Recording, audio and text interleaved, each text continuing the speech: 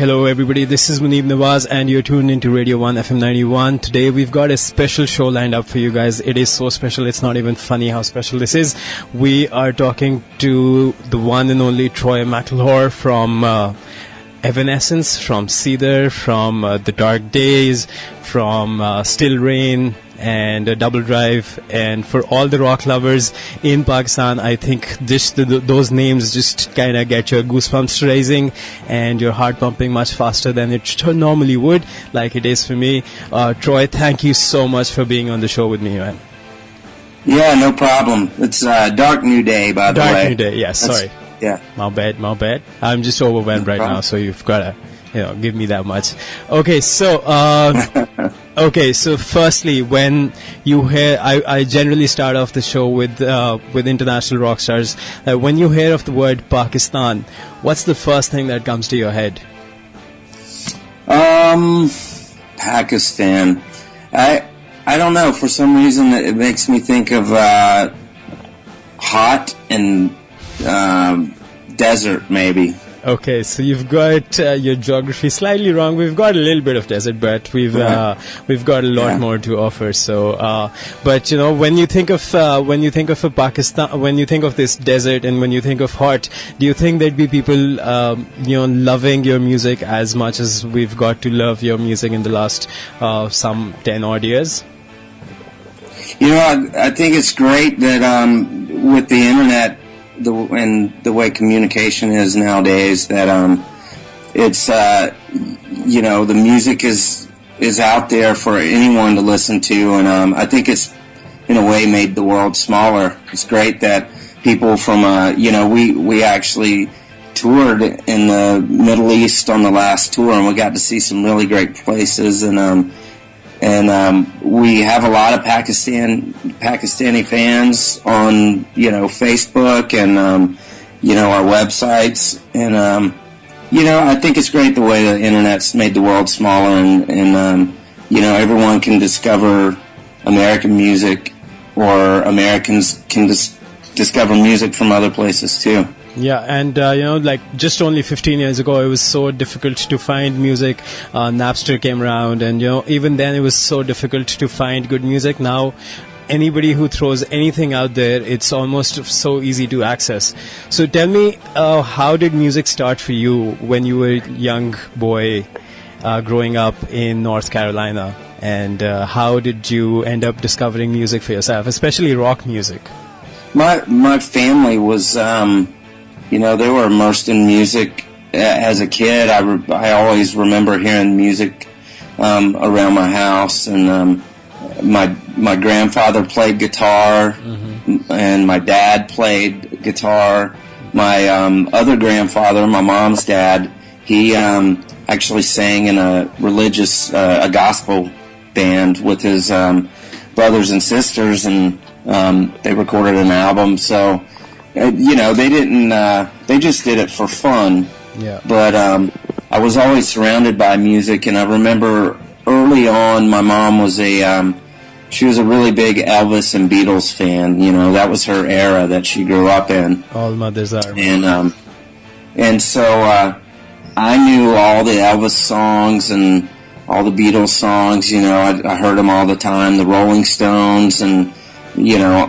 The Animals and all that kind of, 50s and 60s, even doo-wop music, and my dad was more of a country music kind of guy. He listened to, Willie Nelson and Johnny Cash and Waylon Jennings and, all that kind of stuff that was big in the, 70s and 80s and stuff. So, I had a pretty diverse musical upbringing, and my parents, they used to have these concerts. There's some theme parks. There was one called Carowinds, and they used to take us there, and there was usually always a concert, on the weekends. And I think one of my first concerts was a country music concert. I think it was it was either the Statler Brothers or the Oak Ridge Boys. I can't remember which, but that was pretty amazing to me to see see them perform and make music live, and it was so big, you know, because you got a PA filling up this huge place with the sound of music, and people were cheering, and you know, it was a great experience to me at the time. And I remember when Kiss in the 70s, they were, you know, they were huge, and I think the first album I ever got that was my own album, rock album, was Kiss Destroyer. My mom gave it to me for my birthday one year, and that is and awesome. she gave me a little record player to play it on, and I wore that album out, and from then on, you know, I wanted to be any of those guys in Kiss. Every Halloween, I dressed up like Ace Frehley or Peter Criss or Gene Simmons or Paul Stanley. But I really wanted to be a drummer when I was younger. For some reason, I just, you know, I really connected with the beat of the drums, and I really kind of had my mind set for a few years that I was going to be a drummer, and I would I'd drag out all my mom's pot and pans from the closet and bang on them with sticks and stuff. But eventually, so then when did the guitar come into action? Who got you your first guitar? When my family moved we lived out in the country, way outside of, you know, we were basically out in the woods, and my dad bought a house that was in this town called Fayetteville. Yeah. And it wasn't the big city, but it was definitely not remote like the place we lived in before. And I met my best friend when we moved there, and he was a drummer. And he was really good. I was 10 years old when we moved there, and I think he was maybe 7. He was about a year and a half or 2 years younger than me. Oh. And he was already slamming on the drums. Nice. He had been playing since he was like 4 years old. His dad was a musician. Nice. And so because he played drums, I would, you know, when we would hang out, he would play drums, and his dad always had a guitar and an amp laying around. So I just kind of started noodling around on the guitar just so we could jam together, you know, trying to make music. And I guess one day it just clicked, and I decided to pick up my mom's acoustic guitar. Sweet. And started learning, you know, trying to learn things, you know, learn songs that I heard on the radio and stuff. I remember I figured out how to play Crazy Train, that beginning riff, and I was showing all my friends, like, look, I figured this out, you know. And I thought it was so cool, and everybody else did too. They were like, wow, you can play guitar. But that was the only thing I knew. That is awesome. And then when did you decide that you want to take this up professionally?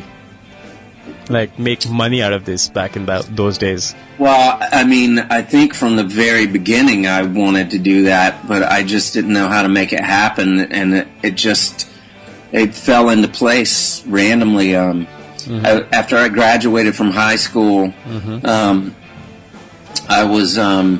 got this job doing cement work, like driveways and stuff like that, you know.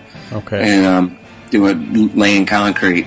And I worked at that job for maybe a couple of months, and it was killing me. I mean, I was a really small kid, and this was hard labor. It was like prison labor. And so I had gone out partying with some friends one night, and drank too much alcohol and went to work the next day, and it was summer, and I had a heat stroke. I got really sick at work, and the boss took me home, and I never went back. I was like, I'm done with that. This isn't my kind of work. And then just maybe a couple of months later, I got a call from this band. They were a pretty popular band in Fayetteville called Gibraltar, and they were out touring. They were older than me, you know, by 5 or 7 years or something. They were all, you know, quite a bit older than me. And they had been playing the clubs and touring around the southeast in the United States, playing all these clubs and making a living. So they lost their keyboard player and guitar player, and their drummer. Whoa. And I was in a band with a friend of mine, Bevan Davies, and he called me and said, "Hey, this Gibraltar needs a drummer and guitar player, and I think we should go and try out together." And I was like, "Okay." So we went and did it, and we went on the road with them. Nice. And that was the start of me making money playing music, and since then I've really never stopped. There's been ups and downs, and I've had other jobs, but music's always been my main thing. So what year was this Gibraltar thing? I think that was 1988. 88. Okay, and Yeah, you played with these guys for probably the almost... first tour I ever did. So you started your first band in 89, right? Still Rain. Yeah, that was, well, it wasn't the first band I ever started. I had bands in high school, and I played in all kinds of bands. But me and the Lowry brothers, Clint and Corey Lowry, and Bevan Davies, and a guy named Donnie Hamby, who had been singing for Gibraltar. Oh, okay. We had been talking about putting a band together, and we decided to do it, and we put our own band together and started touring the same club circuit that Gibraltar was touring. Okay. Okay. And that was called Still Rain. So tell me a little bit about Still Rain, and moving on from Still Rain, then, you're taking a break from there, then starting Double Drive, right? And the former Dark New Day. So, just breeze through these bands. So, the evolution of music, how you became from an amateur guitarist to a professional guitarist, and then writing music and, working along with other musicians, because that's, from what I can gather from what you've said, is that you've always gotten along with musicians around you. So it probably was an easier choice for you to go into making a band rather than going out for a solo career. So just guide me through the Double Drive and the Dark New Day days. Well, yeah, Still Rain, probably we toured until, I think it was 95 or 96. We were together for about 5 or 6 years. And after, that band, we tried so hard. We were writing original music. We were trying to shop ourselves. We went out to LA and we recorded 5 or 6 song EP that we were trying to shop, and nobody was biting. And what so music was that? Why were people not buying? Because if you're talking like 95, that's when the grunge scene or the rock scene was really almost happening, and it was pretty mainstream. The rock scene that was coming out was mainstream. So what was, were you lacking something internally in terms of business management? Was it hard to communicate or go out for a PR? Because you guys were coming from Carolina and maybe not the most central of locations. There was nobody from Seattle or nobody from LA. Was it because of that, or was it because your music was much more harder than what people wanted to listen to?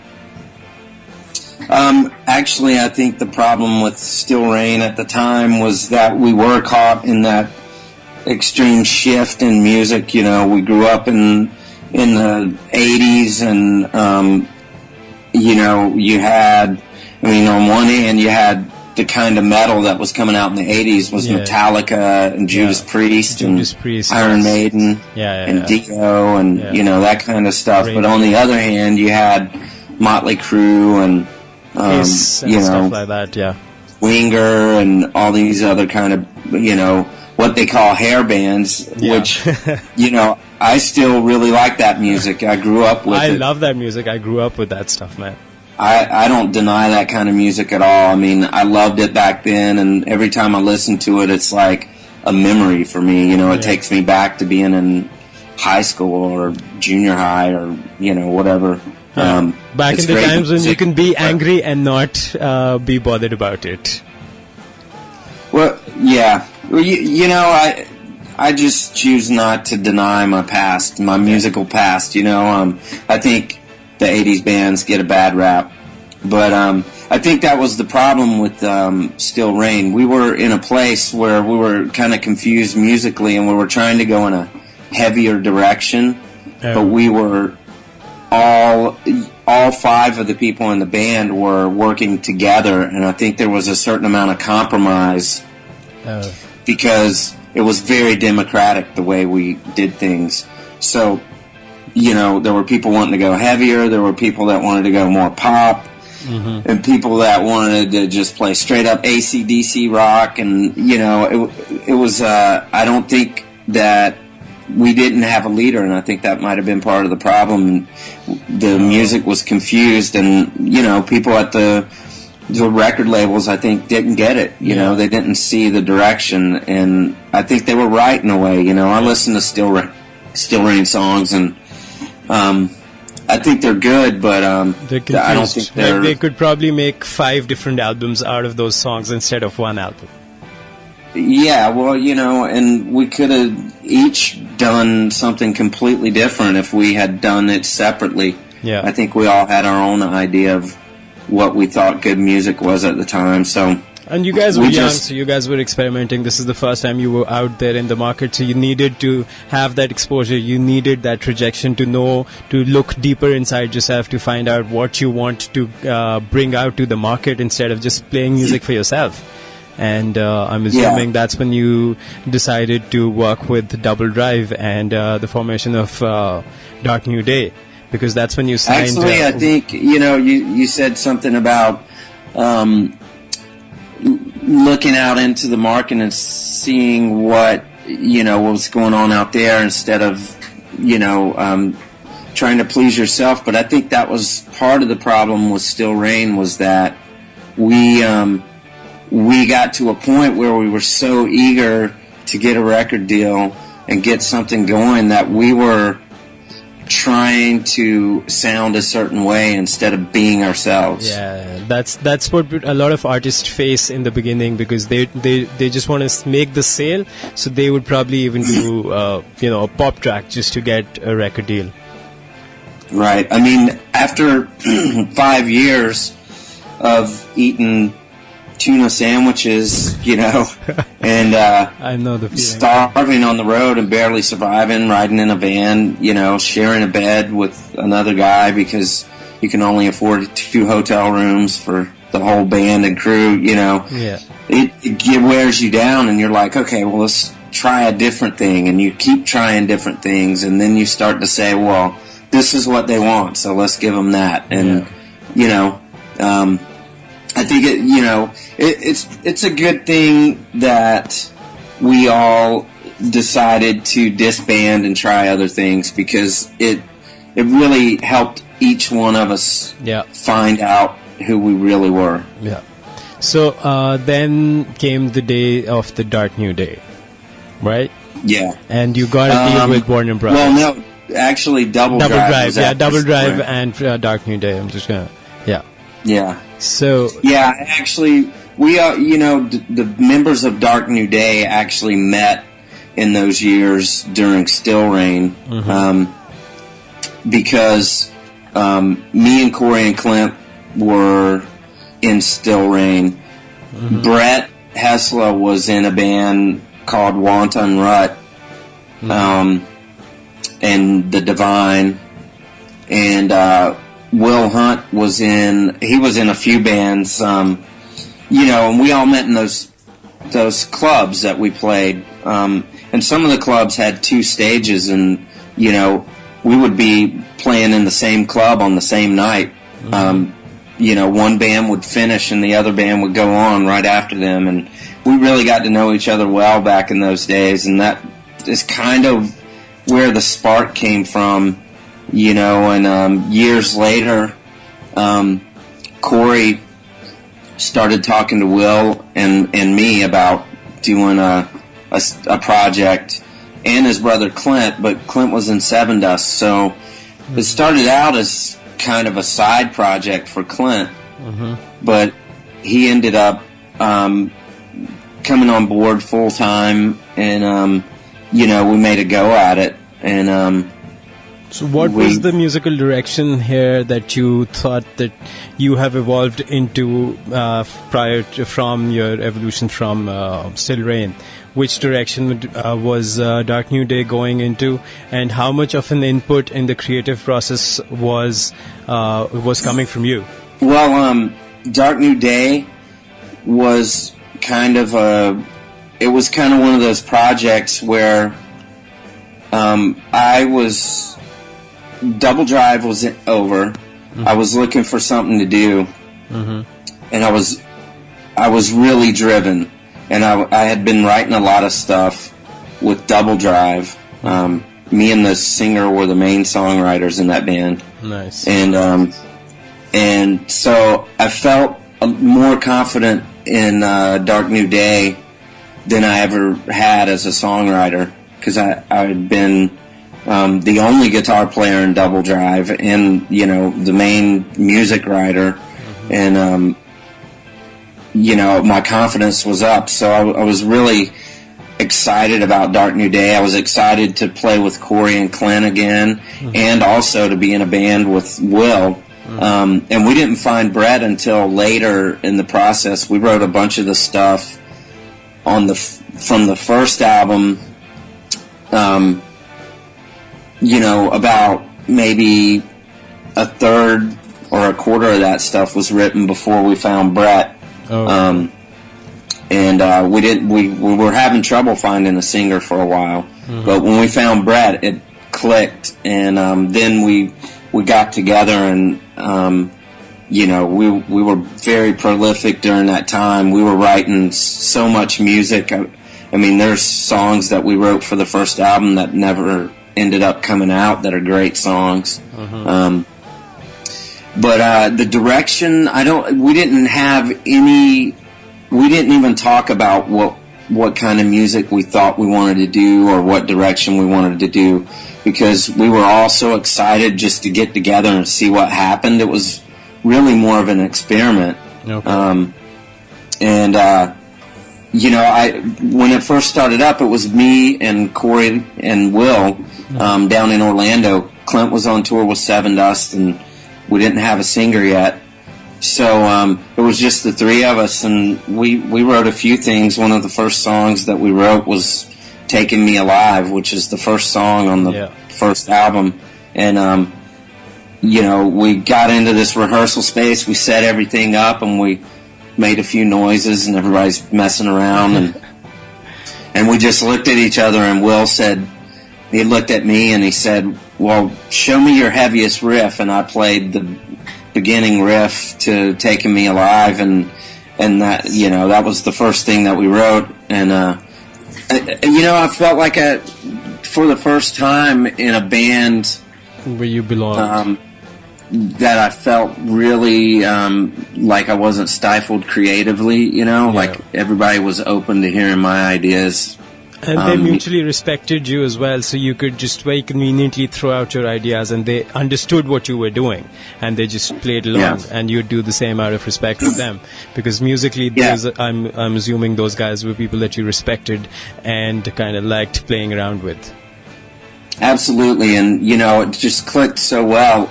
And there was a long period of time where it was me and Corey and Will, and me and Corey, we live in Atlanta, mm-hmm. Georgia, and Will lives in Orlando. So me and Corey would pack up our stuff and drive down to Orlando for 10 days, and nice. We would stay there and write, and then we would come back and we'd work for a while and save up some money and go back down there and for another 10 days. Mm-hmm. And the whole time Clint was sending us ideas, mm-hmm. That he was writing, and we were taking those ideas and incorporating our own stuff into them. And some of them were just little pieces of music, and we would try to make a song out of it, or we would have an idea and he would send something, and we were like, that's great for this song, and we would add what he sent in there. And when we finally all got in a room together, it was beautiful. We had so much fun. Everybody was laughing, and it was exactly how we all imagined it, would be, which was just a lot of fun. Okay, so when did this band disband and you moving into Evanescence? You started writing and playing with these guys for the Open Door album. That was till the end of 2007. How did that come about, and why did that come about? What was missing? Well, Dark New Day went through some really hard times because we were signed to Warner Brothers Records at the time. Yeah. And there were two agents up there that signed us, and Warner Brothers got rid of one of them. Let one of them go, and the other guy went back to work in Europe. So we didn't have anyone at the label that was looking after us. And we were supposed to be doing a second album, and we were sending all these demos, and we were writing a lot of stuff, and no one was listening to it. No one was paying attention. And it got really bad. We weren't on tour. We couldn't afford to tour because I know the feeling, man. I can imagine what you guys must have gone through. I spoke to somebody else who went through a very similar issue back in the day, and they had to disband as well because of the financials. Because if it's not going to make money and you are taking this up professionally, then there is a question mark right there that what is this? Where do you go from here? So then you decided to join. How did Evanescence come about? How did you know these guys, and where did you find the opening? So I was at home, and I got a phone call from their tour manager, guy named Andrew Weiss. He called me and talked to me a little bit and said that they were looking for a guitar player and asked me what I was doing at the time, and I was like, we're not doing anything. You were honest.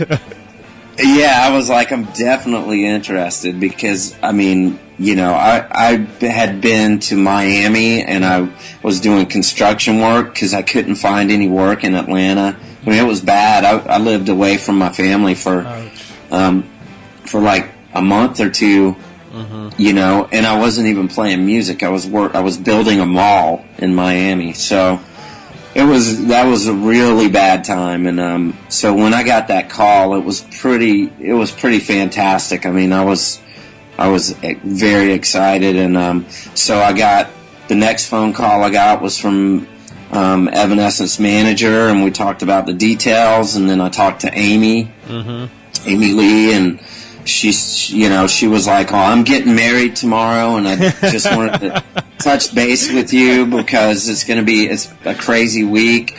Okay. She went through a lot that week. Her bandmates quit or whatever happened. And then she was supposed to get married at the same time and find a new guitar player and drummer. Whoa. So and actually they called Will first. Okay. And they asked him, do you know of anybody that could play guitar? Because we need a guitar player too. And he was like, absolutely. And that's how they got in contact with me. It's because of Will. Okay. So I have to give him props for helping me out. Yeah. But, it was great. And I think they, Amy told me, she was like, this will be great because you and Will have been in Dark New Day together and you've been playing together for years. So we were already locked in together, and it was going to help make the band tight quicker, you know. Yeah. So I sat down for maybe, I think it was a week and a half or 2 weeks, and I had that much time to learn, like, I forget, 23 songs or something like that that they sent me, and I was calling Terry because I was like, hey, what tuning is this song in? I was trying to get as much information as I could, and I grew up, playing in bands where we played cover songs, so that was a plus for me because it wasn't too much of a stretch for me to learn that many songs in such a short time. Yeah, that's cool.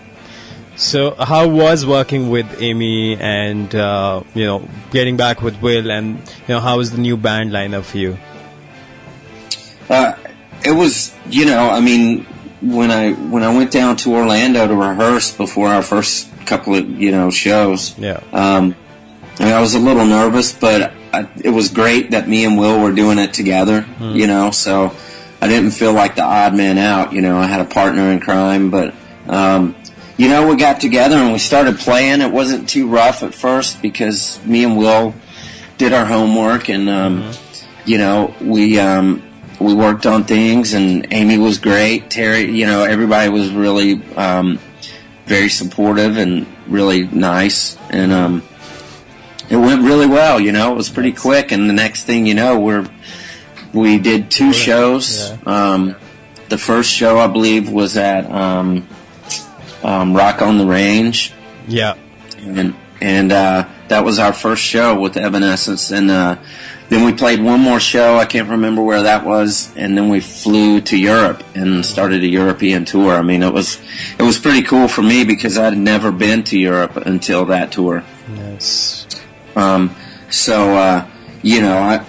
was, I felt like I was in a dream kind of because, coming from a construction place and going with a mainstream band like Evanescence and going to Europe in a matter of like 2 months, I think would put somebody a little off his game. But so then let's move on to the other part. How did you meet Seether, and how did that come about? What was happening?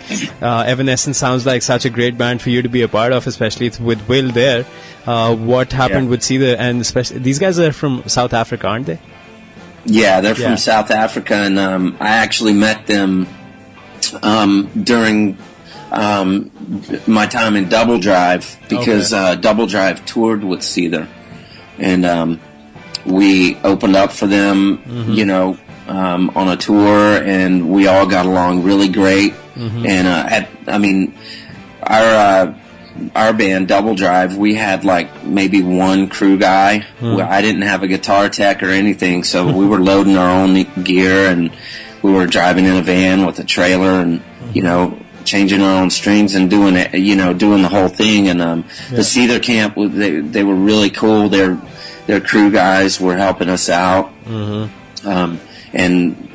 helping us load in and load out, and just really great guys, and we had some good times together back then.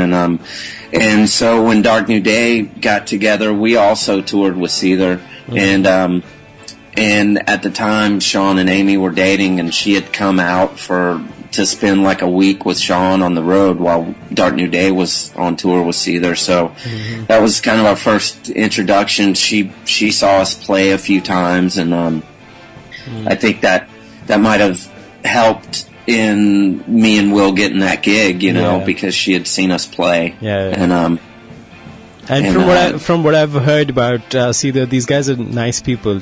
They're easy to get along with, even though they're hardcore rock stars. But from what I can gather, and from what I've heard from a lot of other musicians who worked with them or around them, these guys are pretty nice to be around. Right. Yeah. Well, we had some great times, and the reason I ended up going from Evanescence to Seether was basically another one of those odd coincidences. When Evanescence was finishing up the Open Door tour, Amy had decided that she wanted to take a few years off, and so I was starting to look around for another gig, with a band. I wanted to go out and tour, or I wanted to make music, and so I ended up in LA and saw the guys in Seether, and they asked me to join the band literally maybe a day or two after the Evanescence tour ended. Sweet. So I spent a few years touring with them, and I did one album with them, and me and Sean wrote quite a bit of the music for Holding on to Strings together. He was living at my house for a while, and we were writing a lot of music together. He wrote all the lyrics as usual. Amy writes all her own lyrics too. I think they're really strong lyricists. They write really great lyrical very content. Powerful, So, very emotional content. I guess both of them had that in common. yeah. So, you know, I had a great time in the band, and you know, had a great time recording that album with those guys, and you know, it just it kind of ended on bad terms with me and Sean, the singer from Seether, and it got to a point where I wasn't really happy in that situation anymore. I ended up leaving the band before the album came out, and but why and was found that? myself looking for a gig again. What happened? What happened with Sean? You know, it's something. You know, it's personal, and I don't Can you really give us go a into gist of detail it? about it. No details required. Just was it? I obviously know that this wasn't a financial thing. This wasn't a personal vindictive thing, because you've mentioned that online through ample of your interviews already. But I just want to know that, you know, these guys were the ones who connected with you, and you got along with these guys, and they were there, especially when you needed something right after your Evanescence tour. So, what, just like, you know, the tip of the iceberg, you can just give me that. What was the one thing that was principally wrong? Like you said, this wasn't financial. What was it? I owe a lot to those guys, and actually, when they asked me to join the band, I mean, I had all intentions of being in that band for as long as they wanted me there. I really got along with the guys really well for a long time, but you know, there were some things that happened that I just felt betrayed, you know, and for me it was a matter of principle, and I decided that I couldn't stay there anymore and feel good about myself, you know. So I decided to leave, and I didn't really have anything to go to, so I was in that scary spot again where I was looking for a band to play with. You find yourself in that scary spot pretty often in life. You've managed to do that intentionally or unintentionally. These things, the hard part of life, you know, has hit you ample times, like 4 or 5 times already in life. So yeah, well, the music business is not as, you know, as glamorous, I don't know. I guess from the outside, it probably seems like it's amazing and so awesome all the time. But you know, really trying to stay in music and make a living doing it is very difficult. You know, bands break up, things happen. I mean, it's not always the band that doesn't get along; it's the business that breaks bands up a lot of times. Ample times. You know, like Dark New Day, we loved playing together, but it wasn't working out because basically Warner Brothers destroyed that band. So you left Seether, and then right after that, back to Amy. Yeah, you know, another coincidence. I was looking for something to do, and you know, Amy and I keep in touch on the time off, but we don't talk every day or even every week. We'll touch base here and there, you know, once a month or every couple of months, just to keep the connection, you know, just to say hi and make sure each other's doing okay. And so I called her randomly, and she said that that the band minus me had all been writing some stuff together, and that they were ready to start recording a new album or start finishing the songwriting process and start recording an album. And she was like, "This is great," because I really wanted to get the last band back together, which was, you know, Tim, Terry, and Will and myself. And so that ended up being another weird coincidence that I was free again, and you know, it really, in a way, it was great for me, but you know, it looked really bad, and people think that I left Seether to go back to Evanescence, which wasn't really the case. It just ended up that Amy was ready to work again after I left Seether. Yeah, and this is you guys doing the album called Evanescence in itself, and which was a big hit, which was a massive hit, and really brought Evanescence to the front and the mainstream of almost the pop rock, or they brought rock back to the mainstream with this album. So is there anything that we can expect? Is there like a side project that you're working on that you think we'll be able to listen to or get to hear about anytime soon? Any collaborations on the personal front? I haven't started on any kind of personal project, putting a band together or anything like that. I've mostly been pursuing a production, starting a production company. I've been working with some artists, producing them, helping them to improve their songwriting, and recording with them and stuff like that. And it's really been pretty cool to do that. I feel like I get a lot out of it as well as them, because I learn a lot every time I write with a different person. That's awesome. Can somebody from Pakistan send you some music to co-write, produce, and work with? They sure could, but I don't do it for free. I'm more than sure they're willing to pay, man. I'm more than sure they are. So yeah, that's an awesome incentive if people are listening in who want to send in some music. Somehow or the other we can arrange somebody to coordinate with you. I think Shore Bazaar can manage something like that.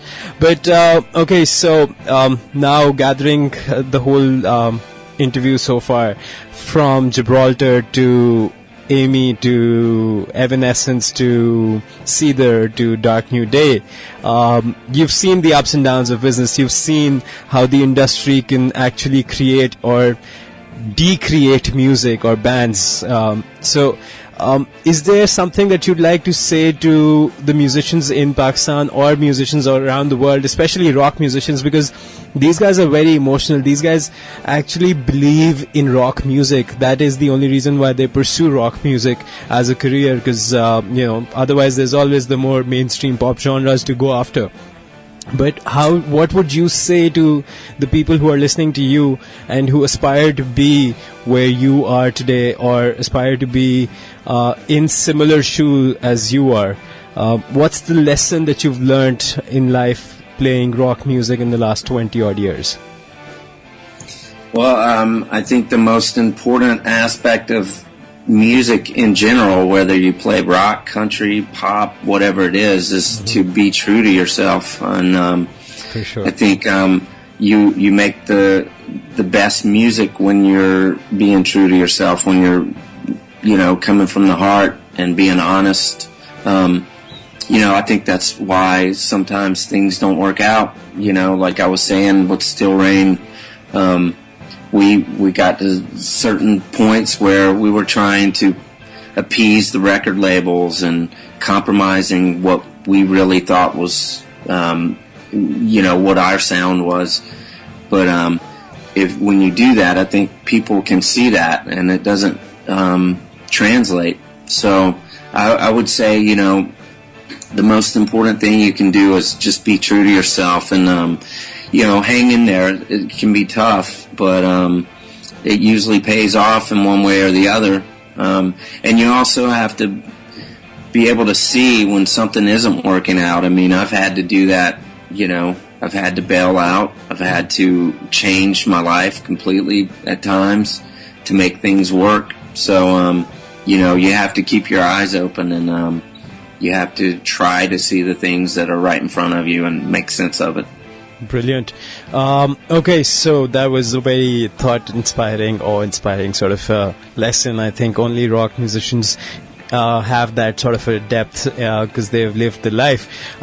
What would you like to say to all the listeners and all your fans here in Pakistan, and to Radio 1 FM 91, and especially to Shore Bazaar for coordinating this awesome interview? I just really like to say that I appreciate the chance to talk to you guys, and thanks to all the fans for being so supportive of Evanescence, Dark New Day, Seether, you know, all of the bands that I've been in, and being so supportive of me and my career. And I really appreciate all the hits on Facebook and Twitter, and keep in touch with me on, the social media sites, and I'll try to be better about being on there. If you get the chance to. Yes. Okay. So thank you so much, Troy, for taking our time and letting us inside your life, man. This was really, really. I didn't think this was going to go in the direction of getting to know the person behind the musician, because you've got the aura of the rock star. You let us in your life. You let us feel the hardships that you've gone through. You let us feel the music that you love so much. You let us know the importance of the family, the associations that you bring forward. You're staying in touch with friends who helped you out once, getting back with Amy, like you said, stuff like that. So this is very, very important. Thank you so very much for taking our time and talking to us. Wishing you all the best with Evanescence, and looking forward to someday having you here in Pakistan performing for us, man, in the not so desert and the not so hot area of Pakistan. Well, I appreciate it. Maybe I'll get to see it one day, and then I'll know what it's like. You should definitely try and visit. This is an awesome place, and we love you here, and we love rock music. So, Troy McLawhorn from Evanescence, thank you so much for taking our time, for being on the show with us. It was an utter pleasure, utter honor, and I'm really looking forward to hearing more of your music. Before you leave, can you just tell me what's been your favorite song throughout your career, whichever band? What's the one song that you love the most? Oh, man, that's a hard one. From all the bands I've ever been in, what's my favorite song? There's this song that Dark New Day did that I always really liked. It's more of an album track. It wasn't so great to play live because it's kind of slower and less energetic. But there's a song called "That's Enough." Mm-hmm. That's one of my favorites. Okay, great. Again, I'm going to end the show with that track. Thank you so much, ladies and gentlemen, whoever was listening. This was Troy McLawhorn from Evanescence. Again, inspired and overwhelmed by the experience. You guys stay tuned to Radio 1 FM 91, and thank you, Troy, for being on the show. It's been awesome. Take care of yourself. No problem. Thanks.